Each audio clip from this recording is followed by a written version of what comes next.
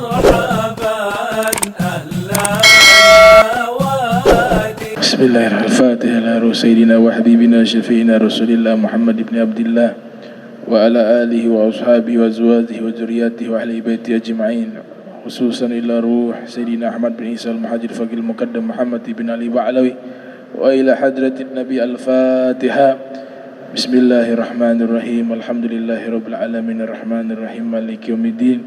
Iyyaka na'budu wa iyyaka nasta'in ihdinas siratal mustaqim siratal ladzina an'amta 'alaihim ghairil maghdubi 'alaihim waladdallin. Amin.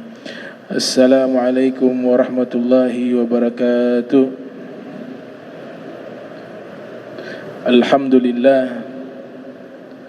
Alhamdulillahilladzi hadana li hadza wa ma kunna linahtadiya laula an hadana Allah. Thumma assalatu wassalamu ala rasulillah Sayyidina Muhammad ibn Abdillah wa ala alihi wa sahbihi wa man walah, amma ba'du. Subhanaka la ilma lana illa ma 'allamtana innaka antal alimul hakim. Rabbi israh li sadri wa yassir li amrin wahlul 'uqdatan min lisani yafqahu qawli wasadid lisani wahdi qalbi bihaqqi sayyidina Muhammadin sallallahu alaihi wa alihi wa barak wasallam. Ya man huwa fi uluwihi kain, ya man huwa fi fi'li hamid, ya man huwa fi majdihi matin. Allahumma akrimna binuril fahmi wa akhrijna min zulumatil wahmi warzuqna fahman nabiyyin wa hifdal mursalin wa ilhama malaikatil muqarrabin. Rabbana zidna ilman wa fahma wa aqla ya akramal akramin bihaqqi sayyidina Muhammadin khatamil anbiya wal mursalin ya rahman ya rahim. Wa sallallahu ala sayyidina Muhammadin wa ala alihi wa sahbihi wa barak wa sallam walhamdulillahi rabbil alamin.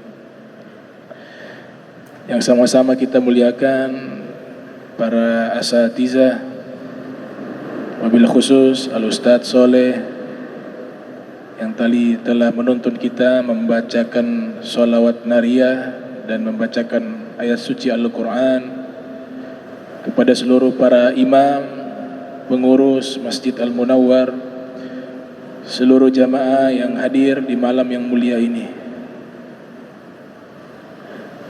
Qala muallif rahimahumullah, bab ma yaquluhu idza dakhala fi sholati.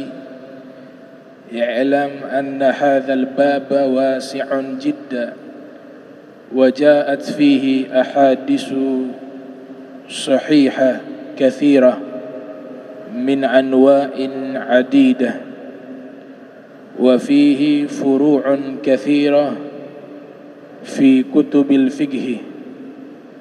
Nunabbihu huna minha ala usuliha wa maqasidiha duna daqaiqaha wa nawadiriha.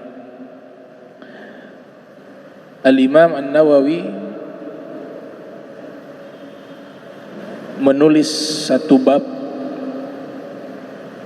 tentang bab doa yang dibaca atau zikir-zikir yang dibaca tatkala masuk ke dalam solat. Imam Nawawi mengatakan, i'lam anna hadzal baba wasi'un jiddan. Ketahuilah bab tentang masalah ini sangat luas. Wa ja'at fihi ahadisun sahihah katsiratun, dan datang di dalamnya hadis-hadis yang sahih yang banyak dari berbagai bentuk doa dan zikir di dalam solat. Wa fihi furu'un katsira fi kutubil fiqh. Di dalamnya terdapat cabang-cabang yang banyak yang tertulis di dalam kitab-kitab fikih. Nunabbihu huna minha ala usuliha wa maqasidiha duna daqaiqiha wa nawadiriha. Yang kami sudah jelaskan usul-usulnya, tujuan-tujuannya, dan tidak kami jelaskan di kitab Al-Azkar secara rinci. Maka yang ingin mengetahui pembahasan rincian tentang solat, kata Imam Nawawi, maka dia membaca kitab-kitab fikih. Jadi beliau bermaksud di kitab Al-Azkar ini bukan pembahasan secara fikih. Jadi beliau tidak jelaskan secara spesifik tentang rukun-rukun solat, syurut-syurut solat, itu babnya di bab fikih. Cuma di sini hanya zikir-zikir yang kita amalkan di dalam ibadah kita. Nah, Imam Nawawi punya kitab rujukan di dalam ilmu fikih. Di antaranya kitab berjudul Minhajut Talibin. Itu kitab rujukan mazhab Syafi'i, karya Imam Nawawi. Kitab yang lainnya yang beliau susun berjudul Rawdatut Talibin wa Umdatul Muftiyin. Itu juga kitab membahas tentang fikih, karya Imam Nawawi. Ada yang berjilid-jilid kitab fikih karya Al-Imam An-Nawawi yang beliau lahir pada tahun 631 Hijriah, wafat 676 Hijriah, berjudul Al-Majmu'. Al-Majmu' adalah kitab yang menjelaskan kitab fikih berjudul Al-Muhadzab. Al-Habib Abdurrahman Ibn Muhammad As-Saqqaf mengatakan, man lam yaqra' al-muhazzab lam ya'rif qawaid al-madhhab. Orang yang tidak membaca kitab al-muhazzab, dia tidak akan tahu kaedah-kaedah fikih mazhab Syafi'i. Al-Muhadzab karya seorang ulama bernama Ibrahim bin Ali, terkenal dengan nama Abu Ishaq As-Sayrazi. Beliau punya kitab fikih juga rujukan berjudul At-Tanbih. Al-Habib Abdurrahman bin Muhammad As-Saqqaf mengatakan, man lam yaqra tanbih laisa binabih. Orang yang tidak membaca kitab Tanbih, dia bukan orang yang cerdas. Ini kedua kitab karya seorang ulama bernama Abu Ishaq As-Sayrazi. Kitab beliau yang berjudul Al-Muhadzab dijelaskan oleh Imam Nawawi berjudul Al-Majmu'. Abu Ishaq As-Sayrazi, beliau lahir pada tahun 393 Hijriah di satu kota yang ada di Persia, di Iran. Di zaman itu kotanya namanya Fairuz Abad, terkenal dengan batu-batu Fairuz. Itu di sana kelas 1 batunya. Kota yang ada di Iran juga namanya Fairuz Abad. Ada ulama pakar bahasa Arab, pengarang komus namanya Fairuz Abadi, terkenal dengan nama Fairuz Abadi, punya kitab komus bahasa Arab berjudul Al-Qamus Al-Muhit. Nah, beliau juga asalnya dari situ. Abu Ishaq As-Sayrazi kemudian hijrah, pada akhirnya sampai ke Baghdad di Irak. Beliau wafat di sana pada tahun 476 Hijriah. Abu Ishaq As-Sayrazi terkenal sebagai ulama yang menguasai secara mendalam ilmu fikih dan usul fikih.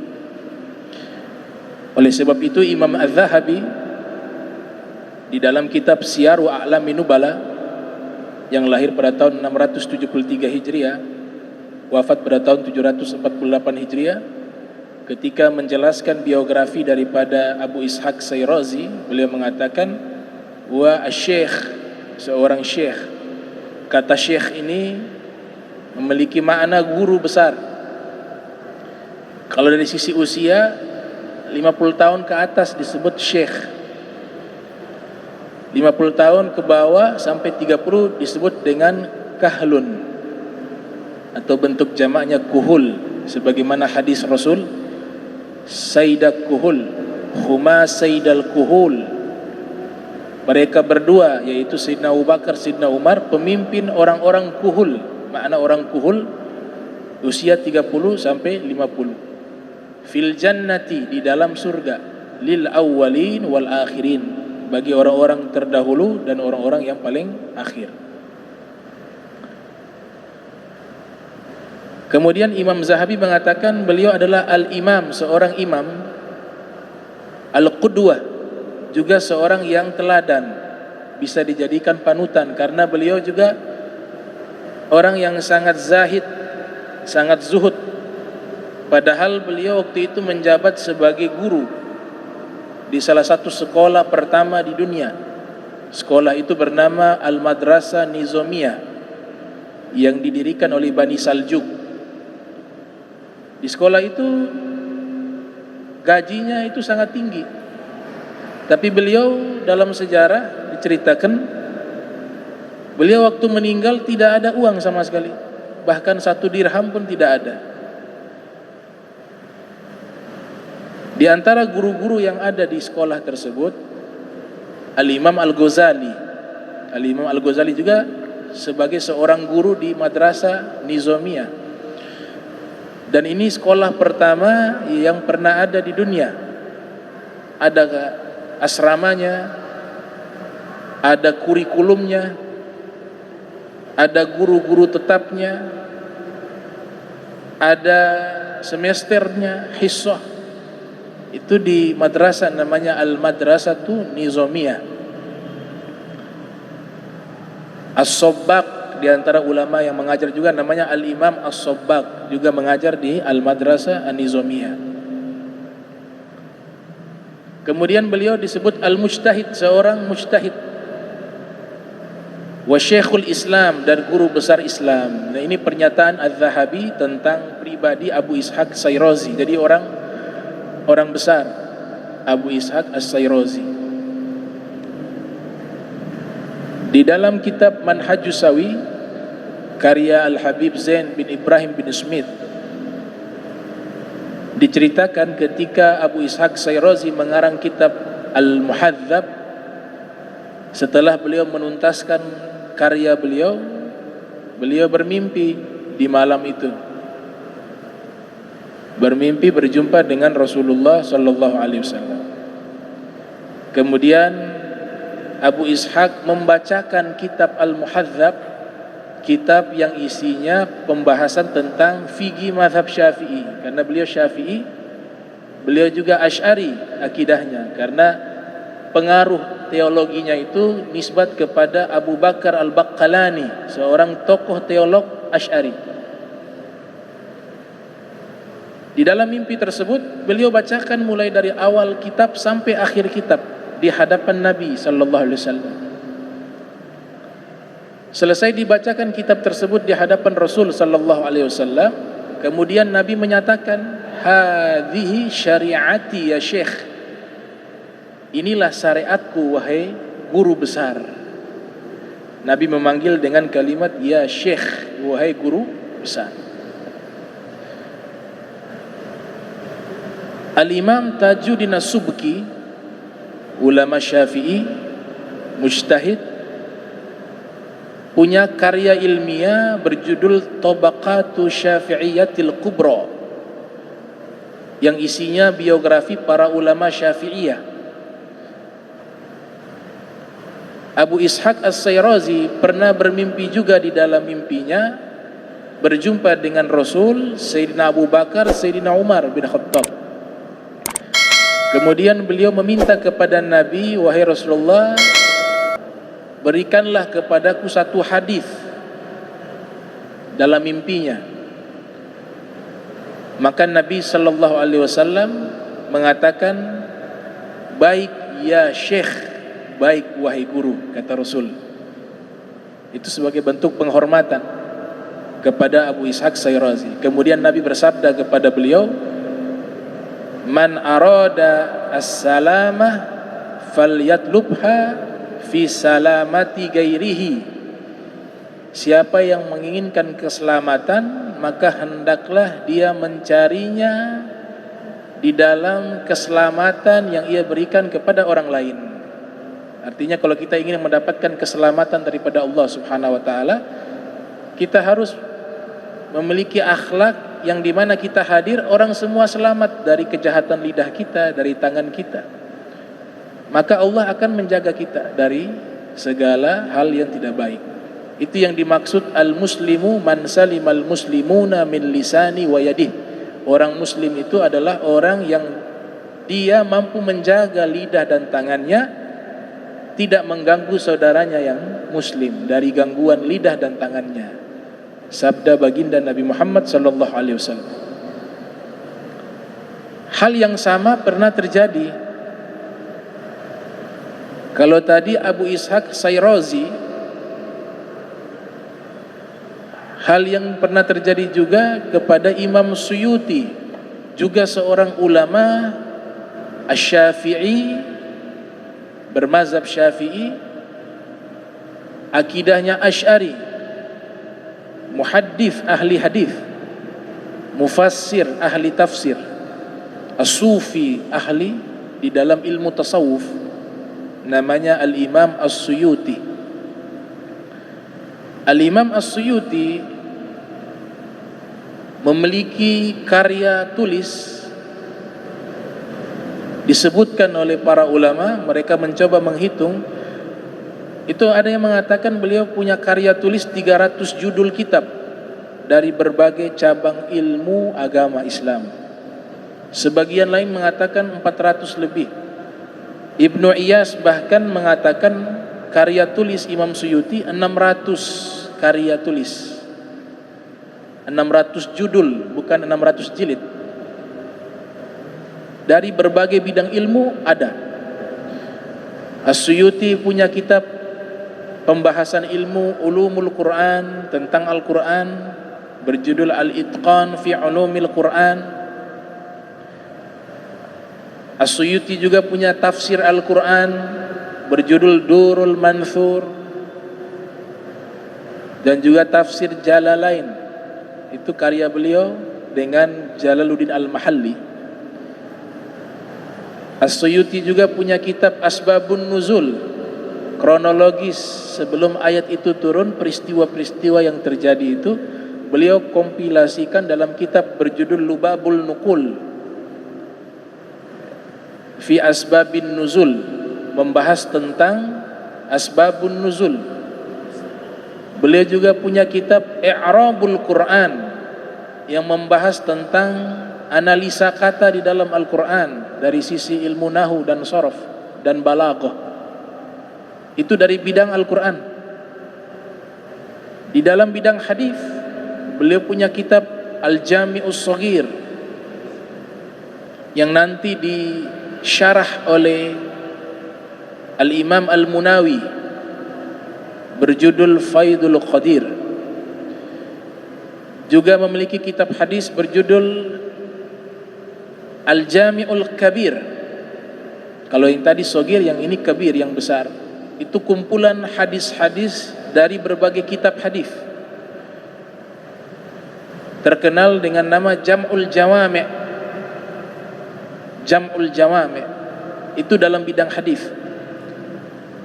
Asbabul Wurud juga beliau punya karya tulisnya berjudul Al-Lam'u fi Asbabil Wurud. Dan masih banyak di dalam bidang hadis yang beliau mengarang kitab membahas tentang ilmu hadis. Tentang mustalahul hadis punya kitab Tadribur Rawi. Tadribu Rawi, karya daripada Al-Imam Nawawi berjudul Takrib, kemudian dijelaskan oleh Imam Suyuti tentang ilmu mustalahul hadis berjudul Tadribur Rawi. Itu dari bidang hadis. Dari bidang tasawuf beliau punya banyak kitab tentang tasawuf. Tibbul Nufus, obat jiwa, itu karya beliau. Syarhus Sudur, membahas tentang kehidupan di akhirat. Al-Budurus Safirah, itu juga kitab-kitab tasawuf karya Imam As-Suyuti. Di dalam ilmu usul fikih beliau punya kitab juga berjudul Al-Ashbah wan Nazair fi usul fikih. Di dalam ilmu sejarah beliau punya kitab berjudul Tarikh Khulafa, Di dalam bidang ilmu bahasa Arab, beliau punya kitab berjudul Al-Ashbah wan Nazair fi Lughah fi Nahwi. Dan beliau himpun dalam kitab berjudul Al-Hawi lil Fatawi. Jadi kurang lebih ada 600 karya tulis yang ditulis oleh Imam Suyuti. 600. Julukan beliau Ibnul Kutub, anak kitab. Anak kitab. Nama aslinya Abdurrahman, ayahnya namanya Abu Bakar, Abdurrahman bin Abi Bakar As-Suyuti. Lahir pada tahun 849 Hijriah, wafat pada tahun 911 Hijriah. Diceritakan dalam manaqib beliau, ketika Imam Suyuti sudah mengumpulkan hadis-hadis Nabi sallallahu alaihi wasallam di dalam kitab berjudul Jam'ul Jawami', di malam harinya beliau bermimpi berjumpa dengan Nabi sallallahu alaihi wasallam. Kemudian Imam Suyuti membawa kitabnya, meminta izin kepada Nabi, aqra'u alaikum syai'an minhu, untuk saya bacakan kepada engkau wahai Rasulullah sedikit saja dari kitabku, yaitu kitab Jam'ul Jawami'. Kemudian Nabi mengatakan, hati ya Syekh al-Hadith, silakan datangkan wahai guru besar hadis, kata Nabi Muhammad sallallahu alaihi wasallam. Al-Imam As-Suyuti ketika bangun dari tidurnya, beliau mengatakan, hadhil bushra indi a'zamu minad dunya bihadzafiriha. Kabar baik yang Nabi menyatakan saya guru besar hadis, ini kabar yang lebih saya cintai dibanding seluruh dunia dan seisi dunia. Seluruh dunia, kenikmatan di dunia dan seluruh isinya. Dengan kabar yang Nabi katakan, ya Syekh al-Hadith, silakan datangkan kitabmu wahai guru besar hadis. Diceritakan dalam manaqibnya Al-Imam Suyuti. Kedua-dua ulama ini mazhab Syafi'i. Abu Ishaq Sayrazi punya kitab Al-Muhadzab membahas tentang fikih Syafi'i, memiliki kitab At-Tanbih juga membahas tentang fikih Syafi'i, juga punya kitab namanya Al-Luma' fi Usuli Fiqh, membahas tentang usul fikih, itu juga karya beliau.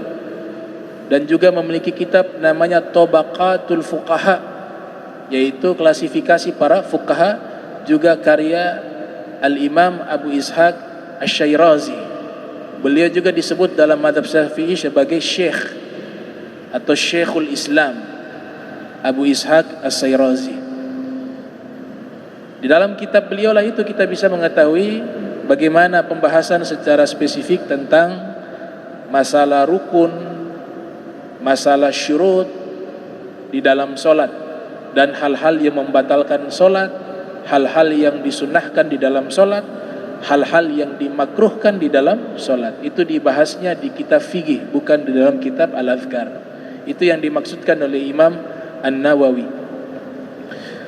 Nah, secara garis besar, solat ini mencakup 4 rukun. Secara global, solat itu mencakup 4 rukun. Yang pertama dinamakan dengan ruknun qalbi, rukun hati. Jadi dalam solat itu ada namanya rukun hati. Rukun hati hanya satu di dalam solat, yaitu an-niyah, niat. Karena niat itu amalan hati. Para fuqaha mengatakan at-talaffudzu biha sunnatun wa mahalluhal qalbu. Dilafatkan niat hukumnya sunnah dan tempatnya niat adalah hati. Ini rukun, namanya ruknun qalbi, rukun hati. Yang kedua di dalam solat ada yang dinamakan ruknun fi'li, rukun perbuatan. Rukun perbuatan. Al-Qaim Kita sholat wajib berdiri bagi yang mampu. Nah, berdiri ini masuk rukun perbuatan. Ruku, ar-ruku', farqa'u ma'ar raqi'in dalam Al-Quran. Rukulah kalian bersama dengan orang-orang yang ruku. Maknanya sholat. Kemudian i'tidal, gerakan i'tidal, bangun dari ruku. Bangun dari ruku. As-sujud marratain, 2 kali sujud. Itu rukun fi'li, perbuatan. Al-julus baina sajdatain, kemudian duduk di antara 2 sujud. Ini disebut dengan rukun fi'li. Yang ketiga namanya ruknun qauli, rukun bacaan. Paling awal takbiratul ihram, itu rukun. Jadi kalau kita takbir tanpa mengeluarkan suara tidak sah. Di sholat yang 5 waktu, bukan berarti sholat zuhur, sholat asar, sunnahnya sir, kemudian kita tidak mengeluarkan suara ketika takbir, karena takbir itu rukun qauli, harus kita mendengar bacaan itu. Allahu Akbar. Tapi kalau tidak ada suara dalam hati, gak sah. Rukun itu kalau tidak dilakukan tidak sah.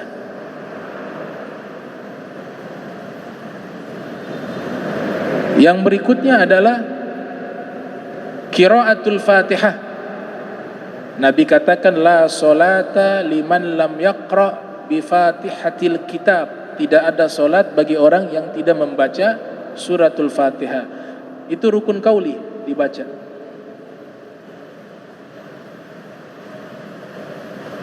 Kemudian at-tasyahud, at-tasyahudul akhir, tasyahud terakhir. Tasyahud awal sunnah, tasyahud akhir rukun, wajib.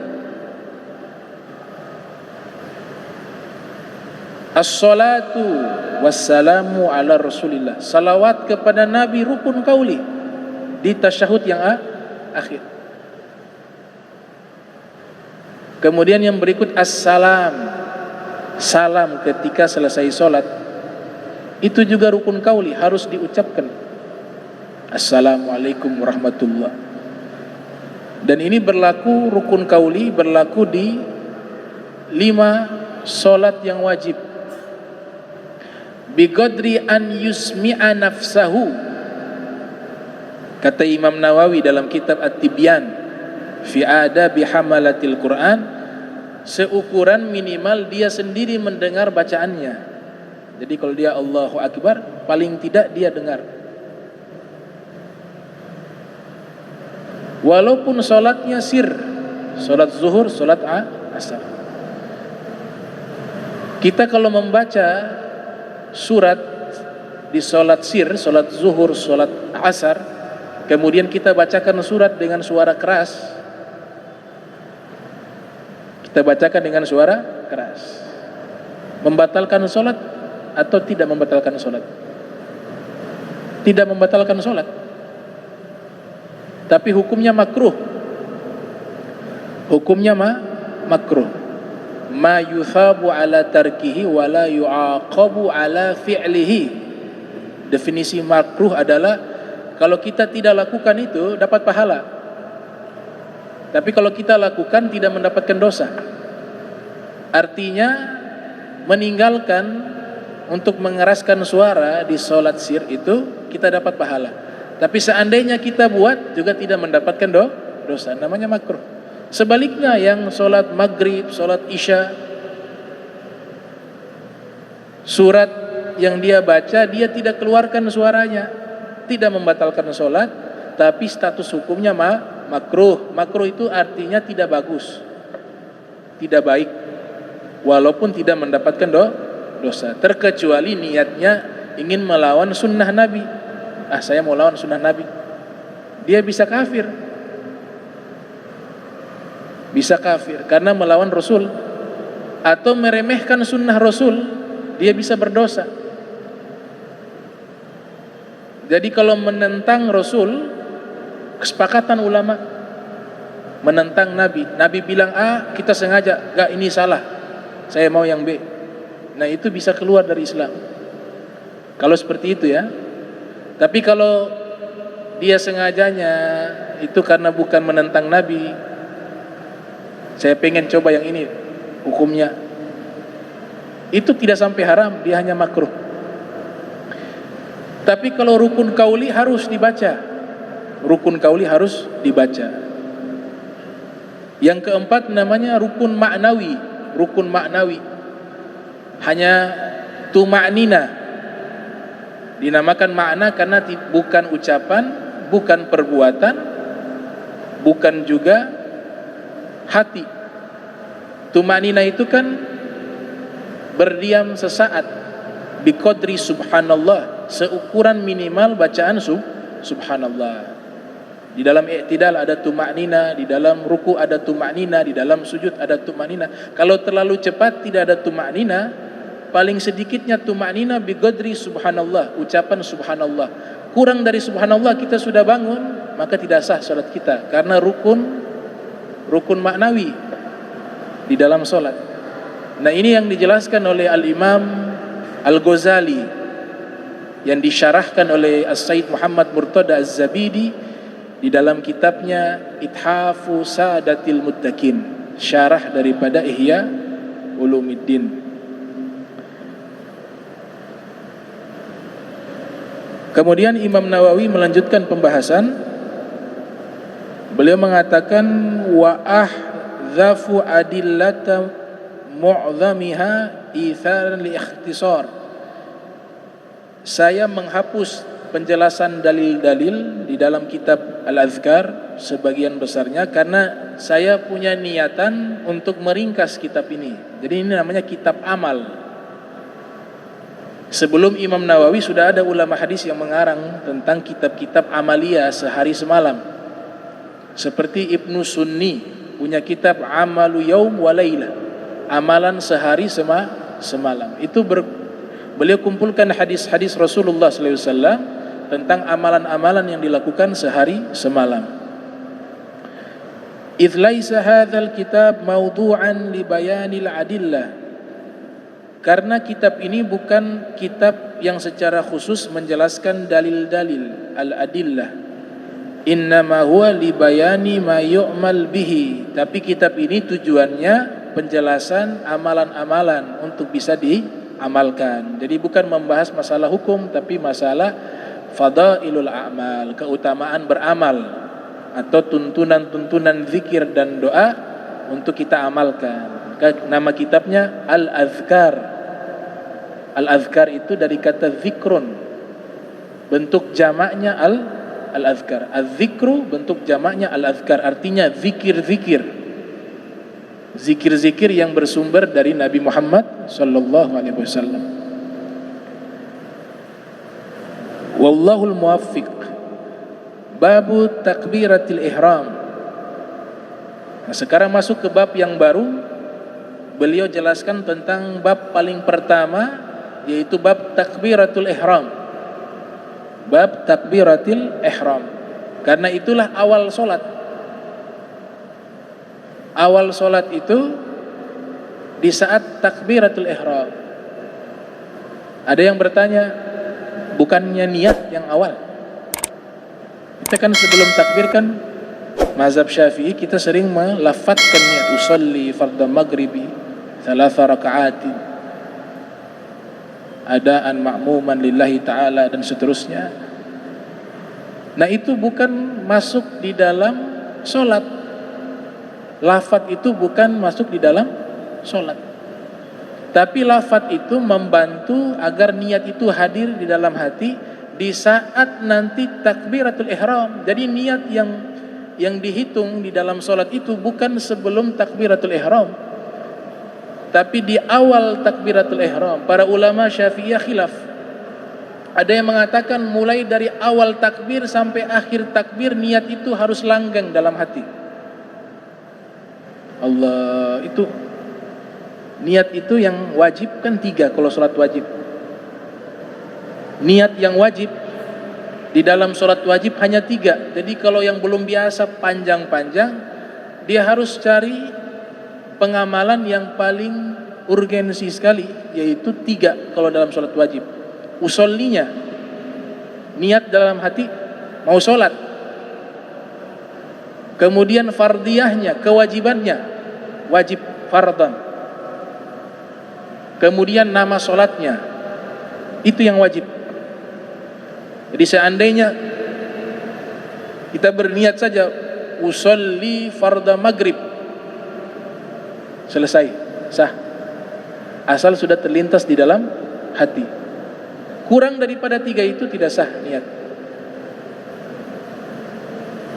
Al-fi'li wal fardiyah wa ta'yid, kata ulama. Yang wajib, sholat wajib, niatnya itu 3. Fi'li, perbuatannya, yaitu sholat. Kemudian kewajibannya, status hukumnya, karena nanti ada sholat sunnah, ada sholat wajib. Itu yang membedakan niat kita. Yang ketiga adalah ta'yin, penentuan sholat. Yang dihitung bukan di lidah kita. Lidah ini membantu, al-isti'anah. Yang dihitung hati. Misalnya, kita sholat asar. Dalam hatinya, dia sudah tahu ini adalah sholat asar. Wajib. Lillahi ta'ala. Lillahi ta'ala ini masalah tasawuf. Karena ibadah kita harus mukhlis, harus ikhlas. Dia takbiratul ihram sholat asar, tapi lafadznya duhur. Allah salli fardadu. Tapi dalam hatinya maksudnya asar. Cuma salah sebut. Usalli fardha dhuhri 4 raka'atin adaan ma'muman mustaqbilal kiblati lillahi ta'ala. Allahu akbar. Para fuqaha mengatakan, Al-Imam Al-Mawardi dalam kitab Al-Hawi mengatakan sah solatnya, karena yang dinilai itu di hati, bukan yang di lisan. Untuk melafadzkan niat dalam masalah niat, at-talaffudzu biha sunnatun wa mahalluha qalbu. Melafadzkan hukumnya sunnah dan tempat niat yang sesungguhnya adalah hati. Sebaliknya, dia sholat zuhur, niatnya asar. Dia melafadzkan niat asar, tapi dalam hatinya dia berniat sholat zuhur, sah. Yang tidak sah, bangun tidur, dia tidur jam 12, tahu-tahu sudah lewat, sudah dekat asar, dia bangun. Kemudian dia sholat, dia melafadzkan, dia lafadzkan itu niat sholat asar, hatinya juga dia yakini itu sholat asar. Terbalik, dia meniatkan itu sholat, dia meniatkan sholat tersebut adalah sholat asar. Dia melafadzkan sholat zuhur, atau dia melafadzkan sholat asar, niatnya zuhur, maka tidak sah.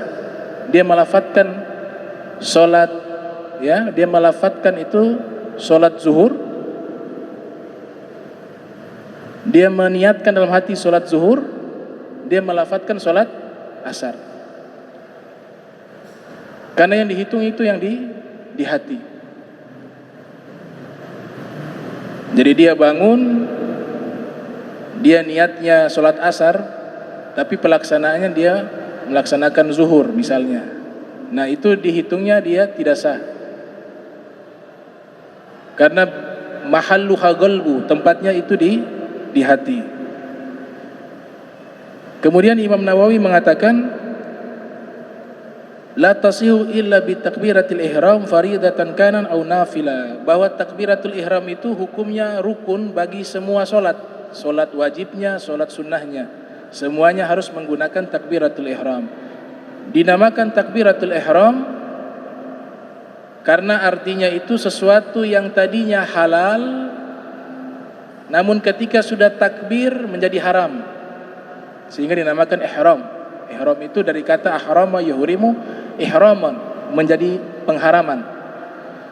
Kita makan halal, memakan makanan yang halal, tapi ketika sholat haram. Berbicara halal, tapi ketika sudah takbir haram, karena semua itu membatalkan sholat.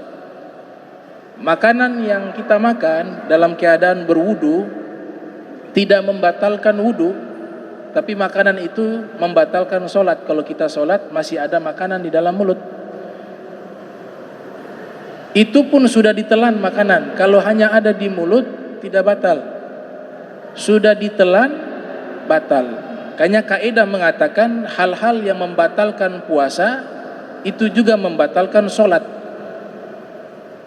Hal-hal yang membatalkan puasa itu juga membatalkan sholat.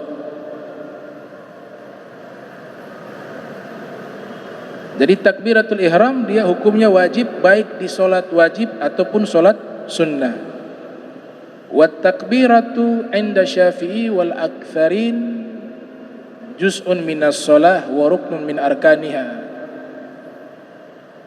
Nah, takbir menurut mazhab Syafi'i dan mayoritas ulama dia bagian daripada solat dan rukun dari rukun solat.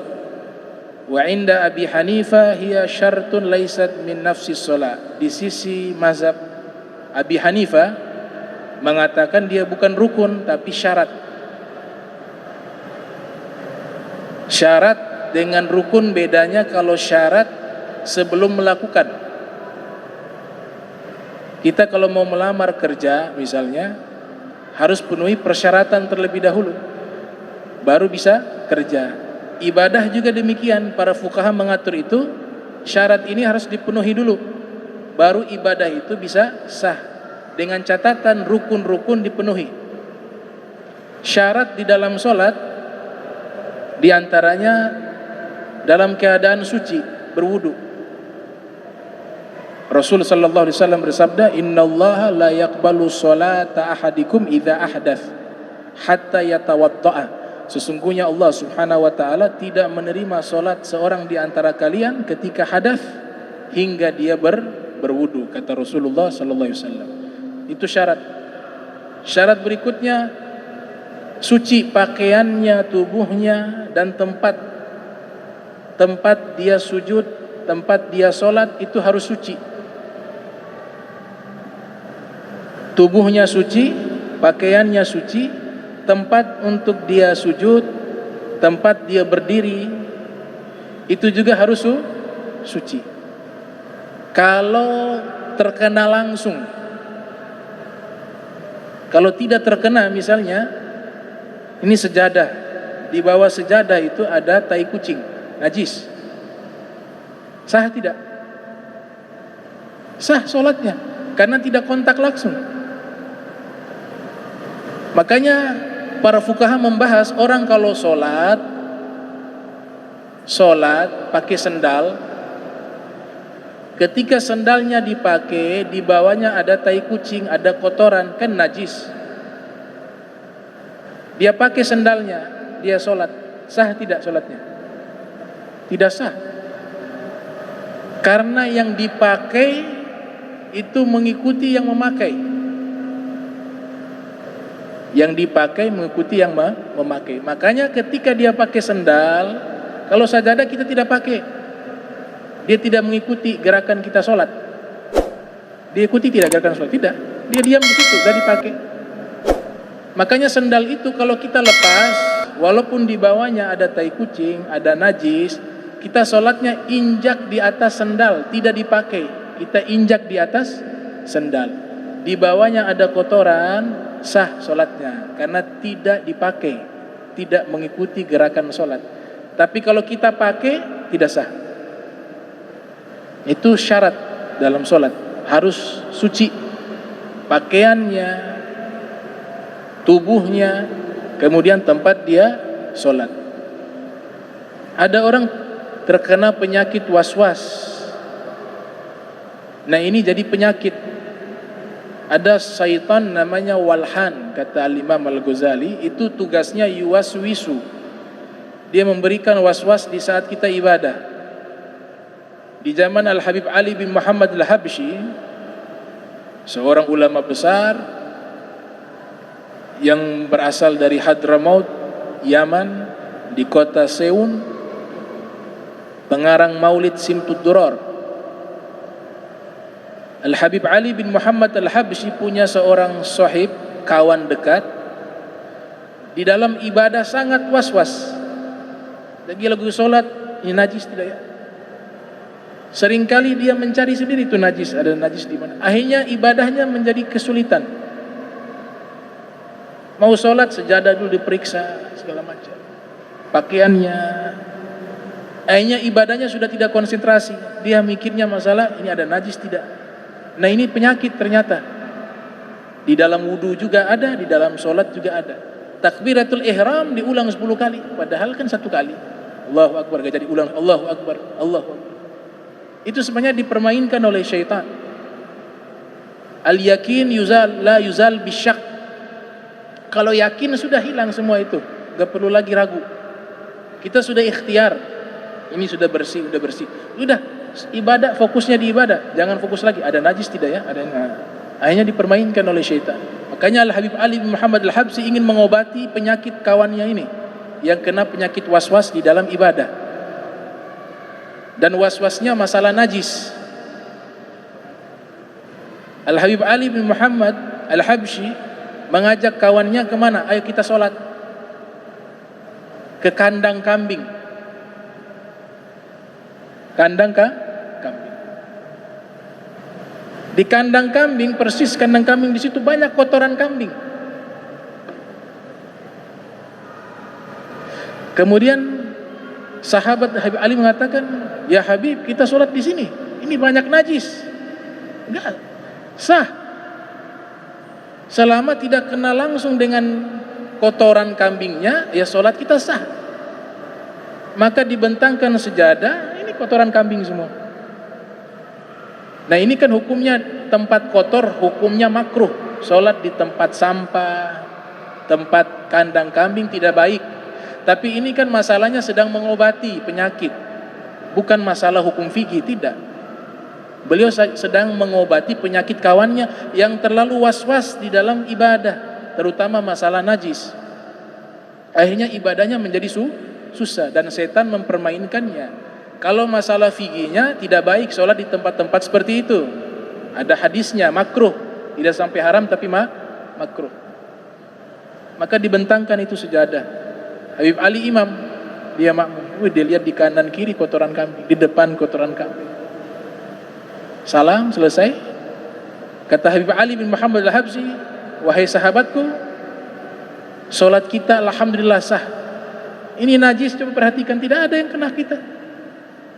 Sudah bersih, suci. Walaupun di sampingnya kotoran, selama tidak mengenai tubuh kita, tidak kontak langsung dengan tubuh kita, dengan fisik kita, maka itu sah. Maka mulai hari itu hilang penyakitnya. Hilang penyakit was-was. Nama syaitannya diberikan tugas khusus. Syaitan namanya Walhan. Syaitan yang tugasnya memberikan was-was dalam hati, di dalam wudunya, di dalam ibadahnya, namanya Walhan. Nah ini syarat-syarat berwudu. Nah kemudian terakhir dikatakan lafaz takbir, ini penting. Lafaz takbir di dalam mazhab Syafi'i bisa 2 bacaan. Menurut Imam Nawawi bisa Allahu Akbar, Allahu Akbar, dan Allahul Akbar. Yang kedua ada Hul Akbar, ada alif lam. Menurut mazhab Syafi'i hal ini sah kedua-duanya, dan juga mazhab Abu Hanifah. Namun mazhab Maliki melarang yang kedua.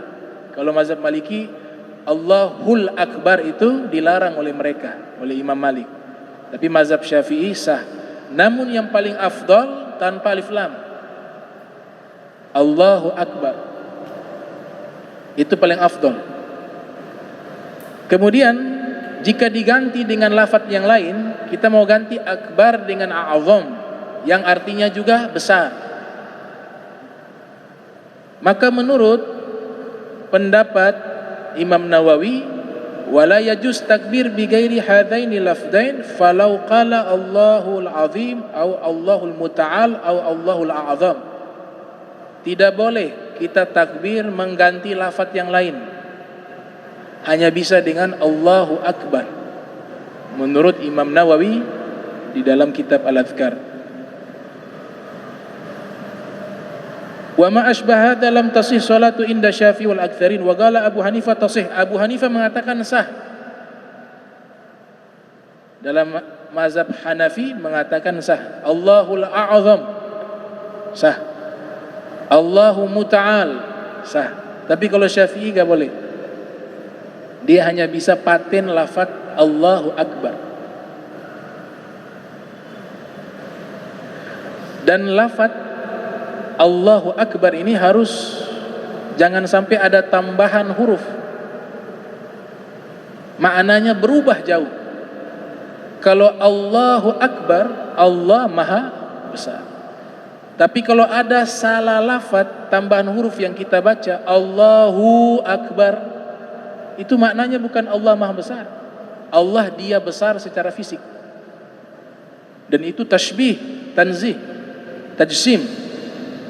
Tashbih wa tajsim itu akhirnya masuk kepada apa? Menyerupakan Allah dengan makhluk. Tapi kan yang mengucapkan tidak maksud itu, dia tidak sampai ke derajat dosa seperti itu, tapi secara fikihnya keliru. Allahu Akbar, boleh. Berarti ada Allah, huwa, dia, Allah dia besar. Itu harus dihilangkan tambahan hu. Allahu Akbar. Allahu Akbar. Hu. Ada domir hu. Huwa, dia kembali kepada Allah Subhanahu wa taala. Itu dibahas oleh Said Abdul Hayy Al-Kattani di dalam kitabnya. Kemudian dikatakan di sini Akbar Allah, terbalik sekarang. Dia bacanya Akbar Allah. Akbar Allah. Wa qala Abu Hanifah tasih walau qala Akbar Allah lam tasihha ala sahih indana. Dalam pendapatnya Abu Hanifah sah Akbar Allah. Tapi kalau Syafi'i enggak sah. Lam tasih, tidak sah. Ala sahih indana wa qala ba'du ashabin tasih kama law qala fi akhir shalah alaikum salam. Sebagian ulama Syafi'i mengatakan sah, sebagian, tapi yang mayoritas mengatakan tidak sah. Sebagaimana salam waktu mau salat, assalamu alaikum, diganti alaikum salam. Nah, mereka menyatakan sah kalau salam. Kan assalamualaikum, kita ganti Waalaikumsalam, Waalaikumsalam, sah. Tapi tidak afdol. Yang paling afdol Waalaikumsalam. Assalamualaikum yang paling. Assalamualaikum. Waalaikumsalam dengan assalamualaikum yang lebih afdol assalamualaikum. Harus pakai as. Bukan salamualaikum. Alif lamnya hilang, bermasalah. Assalamualaikum. Tapi kalau alif lamnya hilang, salamun alaikum, jadi masalah dalam fikih. Ada yang mengatakan tidak sah, ada yang mengatakan sah sebagian kecil. Tapi kalau assalamualaikum, semua sepakat sah. Nah, itu harus perlu diperhatikan. Itu masuk rukun qauli, rukun yang wajib kita perhatikan. InsyaAllah kita lanjutkan lagi pembahasan dari Imam Nawawi tentang masalah takbir. Bismillahirrahmanirrahim. Alhamdulillahirabbil alamin. Allahumma shalli wa sallim ala sayyidina Muhammad wa sayyidina Muhammad. Allahumma jam'ana hadza jam'an marhuma wa tafarraqna min ba'di tafarraqa ma'zuma wa la tajal minna wa la minna syaqiyya wa la mahruma. Allahumma nathi qulubana an ta'alluqi biman dunak waj'alna min qaumin tuhibbuhum wa yuhibbunak. Subhanaka bihamdika asyhadu an la ilaha illa anta astaghfiruka wa atubu ilaik. Wa sallallahu alaihi Muhammadin wa ala alihi wa sahbihi wa barik wa sallam wa lafu minkum. Wassalamu alaikum warahmatullahi wabarakatuh.